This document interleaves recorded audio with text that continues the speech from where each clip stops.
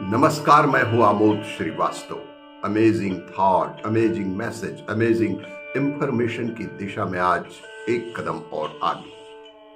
आज के इस दो चिंतन का विषय है खर मास और शंका समाधान। आपको यह मेरा वीडियो अच्छा लगे तो लाइक करें, शेयर करें और लाल बटन दबाकर सब्सक्राइब अवश्य करें। साथ ही बेल आइकन दबाना बिल्कुल ना भूलें। आज के इस प्रथम चिंतन का विषय खर मास। 16 दिसंबर को सूर्य धनु राशि में प्रवेश कर रहा है। इस तारीख के संबंध में पंचांग भेद भी है। कुछ पंचांग में सूर्य के राशि परिवर्तन की तारीख 15 दिसंबर बताई गई है।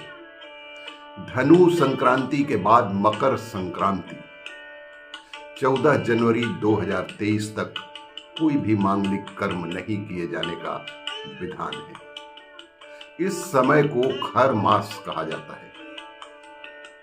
धनु राशि के स्वामी देव गुरु बृहस्पति हैं। बृहस्पति सूर्य के गुरु हैं। उनकी राशि में सूर्य देव प्रवेश करेंगे, यानी सूर्य अब अपने गुरु बृहस्पति के घर जाएंगे, उनकी सेवा में रहेंगे। खर मास में विवाह, गृह प्रवेश, मुंडन आदि मांगलिक कार्यों के लिए शुभ मुहूर्त नहीं माने जाते हैं। इन दिनों में मंत्र जाप, दान, नदी स्नान और तीर्थ दर्शन करने की परंपरा बहुत पहले से चली आ रही है।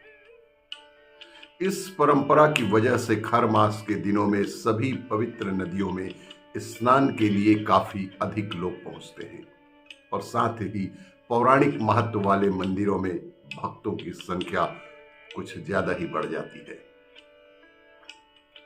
सूर्य एकमात्र प्रत्यक्ष देवता और पंचदेवों में से एक हैं। किसी भी शुभ काम की शुरुआत में गणेश जी, शिव जी, विष्णु जी, देवी दुर्गा और सूर्य देव की पूजा की जाती है।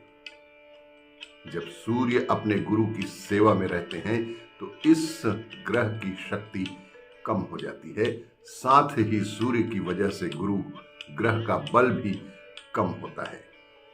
इन दोनों ग्रहों की कमजोर स्थिति को और इसी की वजह से मांगलिक कर्म न करने की सलाह दी जाती है।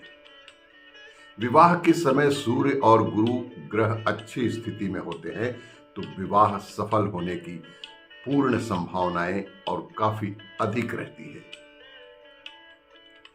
आज के इस दूसरे चिंतन का विषय शंका समाधान। पांडवों के जाने के बाद परीक्षित राजा बन गए थे। तभी उन्हें एक श्राप भी मिला कि 7 दिन बाद तक्षक नाग उन्हें डस लेगा। श्राप की वजह से यह तय हो गया था कि 7 दिन बाद परीक्षित की मृत्यु होने वाली है। श्राप की वजह से परीक्षित के मन में कई तरह के विचार चल रहे थे।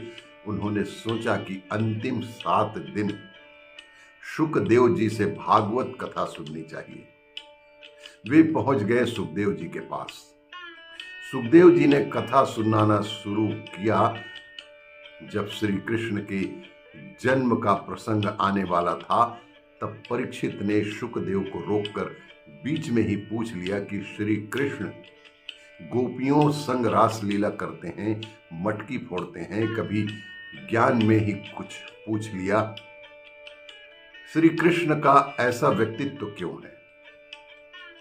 इसके बाद उन्होंने श्री कृष्ण की कथा से पहले श्री राम की कथा सुनाई।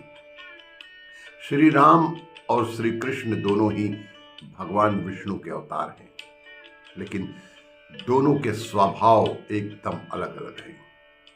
श्री राम की कथा सुनने के बाद परीक्षित को समझ आ गया कि श्री राम के त्रेता युग के समय के हालात अलग अलग थे और द्वापर युग में श्री कृष्ण के समय के हालात बिल्कुल भिन्न थे।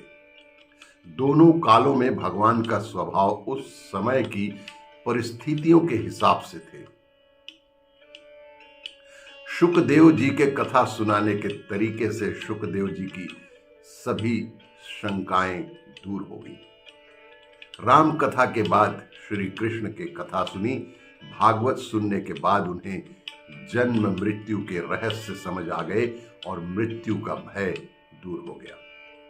शाप मिलने के बाद 7वें दिन तक्षक नाग ने परीक्षित को डस दिया, लेकिन उनकी सारी शंकाएं दूर हो चुकी थी।